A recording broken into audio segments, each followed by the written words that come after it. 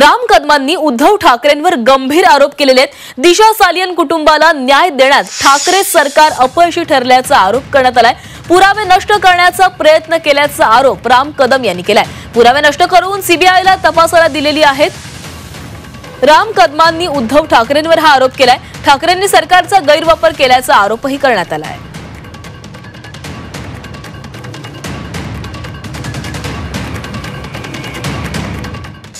उद्धव ठाकरे सरकारनं त्याच वेळेस ताबडतोब सीबीआयला प्रकरण दिलं असतं तर सुशांत सिंग राजपूतच्या परिवाराला न्याय मिळाला असता। मुद्दाम होऊन वेळ काढूपणा केला आणि दरम्यानच्या काळात जिथे मृत्यू झाला ते घर खाली केलं, फर्निचर काढलं, त्याला रंगरंगोटी केली आणि मूळ मालकाच्या ताब्यात घाई गडबडीत ते घर दिलं।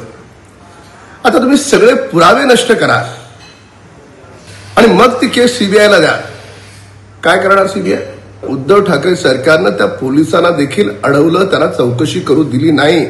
काय कारण? कुणाला वाचवायचं होतं तुम्हाला? हे काही कळत नाही देशाला? दररोज तिच्या बाजूने बोलत होतात तुम्ही।